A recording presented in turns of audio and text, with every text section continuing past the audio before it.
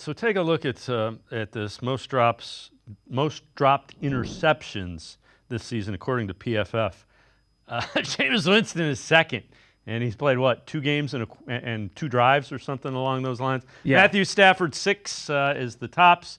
Winston second with 5. Then you got Allen, Mayfield, Hurts. All starters who throw the ball out with 4. I know you wrote an article. Browns get the full Jameis Winston experience against the Chargers, and that is included in that with balls that go into harm's way. Yeah, and I think it's funny, like you mentioned, only really playing 2 games.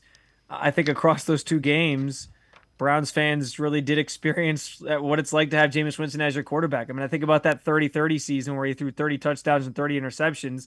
He had a great game in 2 weeks ago against the Ravens where he throws 3 touchdown passes. And yeah, he got a little bit lucky. Obviously, you mentioned the dropped interceptions, and there were several passes in that game that were dropped interceptions.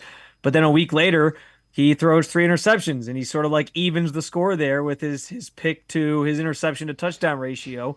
And I like that that's kind of been the problem with Jameis' whole career, right? Is you get these games like you did 2 weeks ago where you're like, man, this guy could be a starter in this league. He can see sees the field well, he diagnoses things, he makes all the throws, and then you get the bad ones that are thrown in where he just he takes some risks and those come back to bite him, and you get the result that you got obviously this past weekend against the Chargers. So it's kind of funny how that worked out, and it kind of played out that way so quickly with Jameis.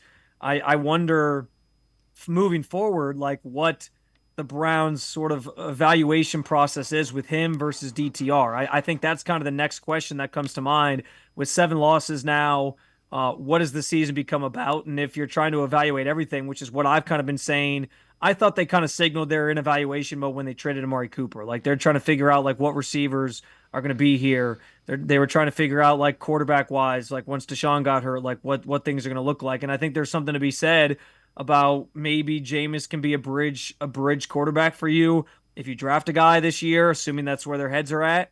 But again, like you need more of the good games and the bad to make that sort of a reality. And on the flip side of that, like, do you just turn this season into Dorian Thompson Robinson time to see if there's anything viable with him as a starter or a player in this league? A guy that we know the organization has talked about being pretty high on at times, despite being a 5th round pick. So that's kind of the next phase of this. Like, how much longer of a leash does Jameis have? He's the starter for now. Coach Stefanski said on Monday that he's sticking with Jameis, but will that continue deep into the season? I guess remains to be seen.